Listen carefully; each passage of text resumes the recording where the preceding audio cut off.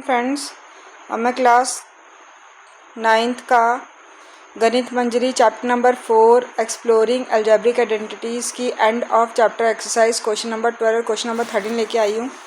इसके बाद मैं चैप्टर नंबर 3 लेकर आई होंगी। तो ये बहुत इंपॉर्टेंट क्वेश्चन है, ध्यान से सुनना कि मैं क्या बोल रही हूँ। By factorising the expression, question number 12 कर रहे हैं। By factorising the expression check whether n³ minus n is always divisible by 6 for all natural number n given give reason। हमें बोला है कि ये जो n³ माइनस n है वो क्या 6 से डिविजिबल होगा अगर हम इसके फैक्टर्स निकालेंगे, और जो सारे होंगे वो n की वैल्यू क्या होगी, वो नेचुरल नंबर होने चाहिए। ठीक है, तो नेचुरल नंबर में पता है कहाँ से शुरू होते हैं, 1 2 3 4 5। पता है n की वैल्यू क्या होनी चाहिए, 1 2 3 4 5 से इन्फिनिट तक होनी चाहिए। और ये जो n³ माइनस n है वो डिविजिबल है 6 से कि नहीं है। ठीक है, हम स्टार्ट करते हैं। जो हमें अलजेब्रिक एक्सप्रेशन दिए, क्या अलजेब्रिक एक्सप्रेशन दिए, n³ माइनस n। यहाँ पे आपको क्या दिख रहा है, दोनों में n कॉमन लग रहा है। ठीक है, तो n एक बाहर, यहाँ 3 थे, n एक बाहर ले लिए तो 2 बच गए n², और यहाँ से एक ले लिया तो एक ही था तो 1 आ गया। ठीक है, अब क्या है, अब आप यहाँ पे ध्यान से देखना, ये हो गया n, यहाँ हो गया n²। मैं 1 को 1 का स्क्वायर लगा सकती हूँ, 1 को 1 का स्क्वायर लगा सकती हूँ मैं, हाँ लगा सकती हूँ ना। 1 का स्क्वायर भी क्या होता है, 1 का स्क्वायर भी क्या होता है, 1 होता है। तो 1 को मैं 1 का स्क्वायर लिख सकती हूँ। ठीक है, तो ये क्या हो गया, using identity a² minus b², क्या होती है, a प्लस बी और a माइनस बी होती है। ठीक है, तो देखो n को n ही रहने दूंगी, a क्या हो गया मेरा, अब n हो गया, तो a प्लस बी बोला मतलब n प्लस बी मतलब 1, और a माइनस बी मतलब n माइनस 1। ठीक है, तो हमें क्या मिल गई, हमें इंक्रीजिंग ऑर्डर में अरेंज करना है, हमने फैक्टराइज कर दिया इनको। अब इंक्रीजिंग ऑर्डर में क्या होता है, पहले तो माइनस वाला आएगा n माइनस 1, सबसे छोटा, फिर उससे बड़ा, फिर सबसे बड़ा। ठीक है, अरेंज कर दिया। ठीक है, अब ये क्या है, हमारे 3 कंसेक्यूटिव इंटीजर हो गए ना। देखो अगर मैं n की वैल्यू ले लेती हूँ, मान लो 4 ले ली मैंने, तो यहाँ पे क्या हो जाएगा, 4 माइनस 1, यहाँ पे 4 हो जाएगा, और यहाँ पे क्या हो जाएगा 4 प्लस 1। तो 4 माइनस 1 क्या होता है, 3, यहाँ पे 4, यहाँ पे 5। तो ये हमारे सारे क्या हो गए, 3 कंसेक्यूटिव इंटीजर्स हो गए। ठीक है, तो हम यहाँ पे क्या लिख देंगे इनको, हम यहाँ पे क्या लिखेंगे, हमें क्या मिला यहाँ पे कि the term n minus 1 comma n and n plus 1 represents 3 consecutive integers। ठीक है, अब चेक क्या करना है, चेक क्या बोलते हैं, डिविजिबिलिटी चेक करने की, डिविजिबल है 6 से कि नहीं है। अब देखो 6 की डिविजिबिलिटी क्या होती है, मेरे को ये बताओ पहले कि डिविजिबिलिटी ऑफ 6 क्या होती है, डिविजिबिलिटी ऑफ 6 क्या होती है। तो 6 की डिविजिबिलिटी क्या होती है कि जो नंबर 2 से और 3 से डिवाइड हो जाएगा वो 6 से भी डिवाइड हो जाएगा। मतलब 2 और 3 से होना ज़रूरी है, और 2 और 3 हमारे क्या नंबर है, को प्राइम नंबर है।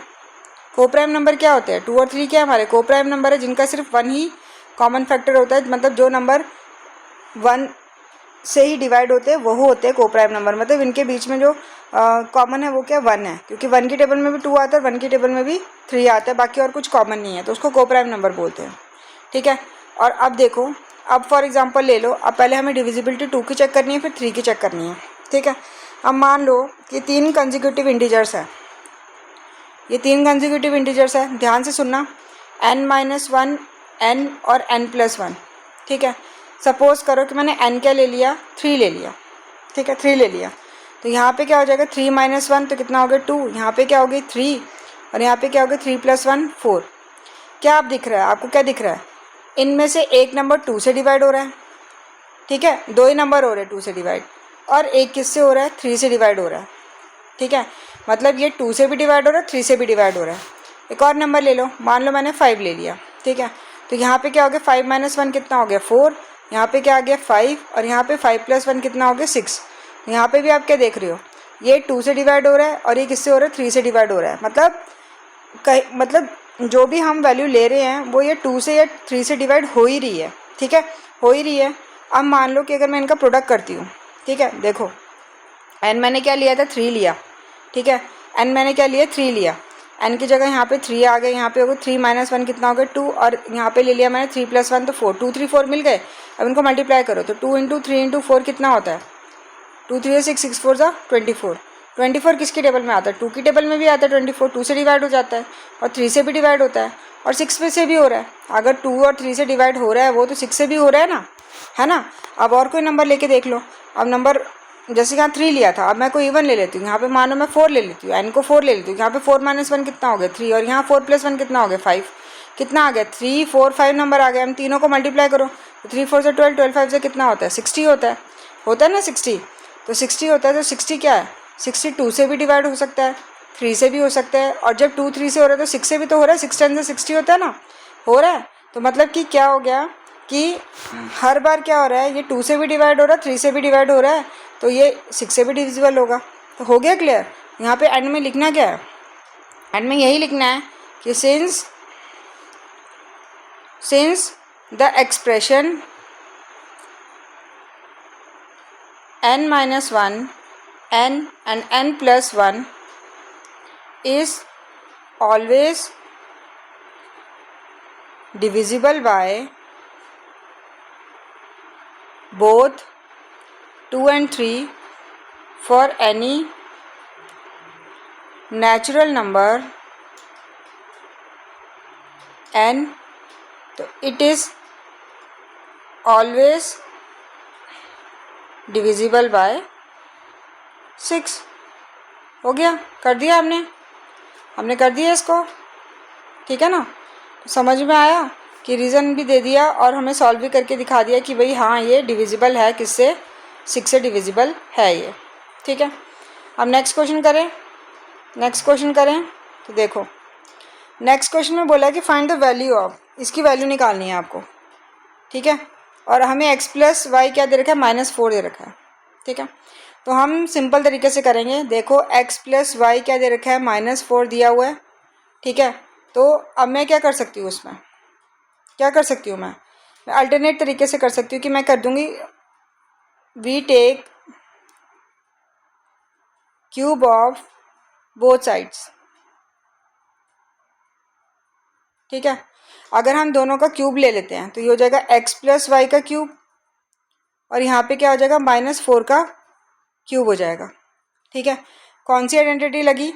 a + b का क्यूब क्या होती है? a³ + b³ + 3a² b + 3ab² होती है ना। एक मिनट, ठीक है, ये फॉर्मूला है। अब हम इसको और एक सिंपल तरीके से लिख सकते हैं। इसको देखो a³ + b³ + 3ab दोनों में कॉमन है तो 3ab बाहर ले लिया।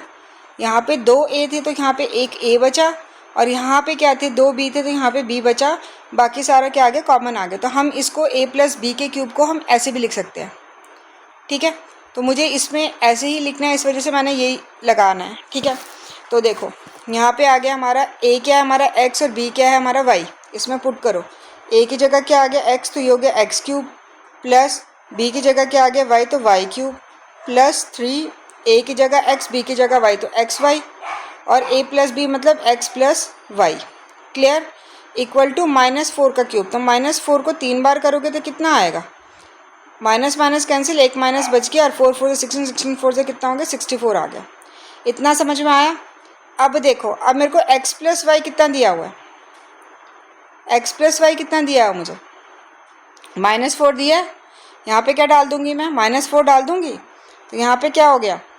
x³ + y³ + 3xy, और यहाँ पे क्या डाला मैंने? -4 डाला, और यहाँ पे क्या आ गया? -64, ठीक है। अब ये खोलो, x³ + y³ plus minus minus 3 4 से कितना हो गया? 12xy इक्वल टू कितना आ गया? -64 आ गया।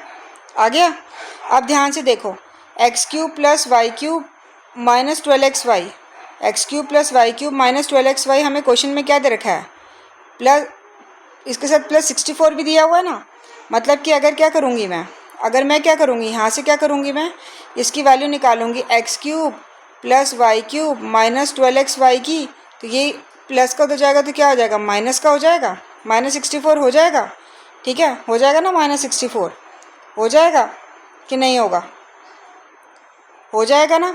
तो देखो ये हो गया x³ + y³ - 12xy है, पहले ये माइनस का इधर आ गया तो प्लस हो गया, इक्वल टू 0, ठीक है। अब क्वेश्चन में क्या दे रखा है, क्वेश्चन में हमें क्या दे रखा है, ध्यान से देखो, X cube plus Y cube minus 12xy plus 64 दिया हुआ है, दिया हुआ है ना, दिया हुआ है ना, ठीक है ना। और ये क्या आया हमारा, ये देखो, ये हमारा ऊपर में क्या आया, इसकी वैल्यू क्या आई हमें, -64 आई, तो मैंने यहाँ -64 डाल दिया, ये +64 का 64 इक्वल टू 0। अब जब आप इसको सॉल्व करोगे तो क्या आएगा, 0 ही आएगा। तो 0 आएगा तो मतलब कि इसका आंसर क्या हो गया, आंसर क्या हो गया इसका, 0 हो गया। वैल्यू क्या आई इसकी, 0 आई। समझ में आया ये कि नहीं आया, समझ में आया। चलो नेक्स्ट पे चलते हैं। नेक्स्ट क्या है हमारा कि X cube minus 8y cube minus 36xy minus 216 when x equal to 2y plus 6 है। अब देखो इसी का यूज़ करना है, x equal to 2y plus 6 है, ठीक है। यहाँ पे x, यहाँ पे प्लस का रहेगा तो माइनस, और यहाँ पे क्या बच गया, 6 बच गया। क्या करेंगे, क्यूब करेंगे बोथ साइड, ठीक है, क्यूब करेंगे, ये हो जाएगा x माइनस 2y का क्यूब, और यहाँ पे भी क्या हो जाएगा, 6 का क्यूब हो जाएगा, ठीक है। फॉर्मूला क्या होता है a माइनस बी के क्यूब का, तो a माइनस बी के क्यूब का फॉर्मूला क्या होता है, a cube minus B cube minus 3ab और ब्रैकेट में a माइनस बी, ठीक है, ठीक है। और a क्या हो गया हमारा, x हो गया, a क्या हो गया हमारा, x हो गया, और b क्या हो गया, 2y हो गया। यहाँ पे पुट करो, a की जगह क्या आ गया x, तो x क्यूब माइनस b की जगह क्या आ गया 2y, तो 2y का क्यूब माइनस 3, a की जगह x, b की जगह 2y, और यहाँ पे a माइनस बी, तो a क्या x माइनस 2y, ठीक है। अब खोलो, खोलना कैसे है, ये पहले 6 का क्यूब कर दो, तो 6 को 3 बार करेंगे तो कितना आएगा, 216 आएगा, ठीक है। अब खोलो इसको, अब खोलते हैं इसको, तो ये हो जाएगा एक्स क्यूब 2 का क्यूब, तो 2 को 3 बार करेंगे तो 8 आएगा, y का क्यूब क्या होता है, y क्यूब, ठीक है। फिर माइनस ये हो गया 3 2 ज़ा 6, तो 6xy, और यहाँ पे क्या हो गया, x minus 2y equal to क्या हो गया, 216 हो गया, हो गया। अब आगे क्या होगा, ये आगे इसको सॉल्व करेंगे, करो सॉल्व। कैसे सॉल्व करेंगे, x माइनस 2y तो दिया हुआ है हमें, x माइनस 2y कितना दिया हुआ है, x माइनस 2y कितना दिया हुआ है हमें, 6 दिया हुआ है। तो यहाँ पे क्या आ जाएगा, putting the value of x minus 2y in equation this, तो यहाँ पे आ गया 6, यहाँ पे हो गया x cube minus 8y cube minus 6xy, और यहाँ पे 6 आ गया, और यहाँ पे हो गया 216 हो गया, ठीक है। ये हो गया x cube minus 8y cube minus 6 6 से कितना हो गया, 36xy, और यहाँ पे क्या हो गया, 216 हो गया, ठीक है। फिर लिखो x cube minus 8y cube minus 36xy, और ये प्लस का इधर आएगा तो क्या हो जाएगा, माइनस का, इक्वल टू क्या हो गया, 0। अब ध्यान से देखो क्वेश्चन में क्या दे रखा है, क्वेश्चन में किसकी वैल्यू दे रखी है, इसकी वैल्यू दे रखी है x cube minus 8y cube minus 36xy, क्या दे रखी है, एक्स क्यूब माइनस कितनी दे रखी है, कितनी दे रखी है, ये देखो यहाँ पे, यहीं पे आ जाएगा x cube minus 8y cube minus 36xy, और ये क्या हो जाएगा, उधर चल जाएगा तो क्या हो जाएगा, 216 हो जाएगा, माइनस का 216 गया उधर प्लस हो जाएगा, तो इसकी वैल्यू ये दे रखी है ना, कितनी है, 216 है, तो 216 यहाँ पे पुट करेंगे, इसकी जगह क्या आ जाएगा, 216 आ जाएगा, और ये कितना है, माइनस 216 है, इक्वल टू माइनस करेंगे तो कितना आ रहा है, 0, तो इसका आंसर भी क्या आ जाएगा, 0।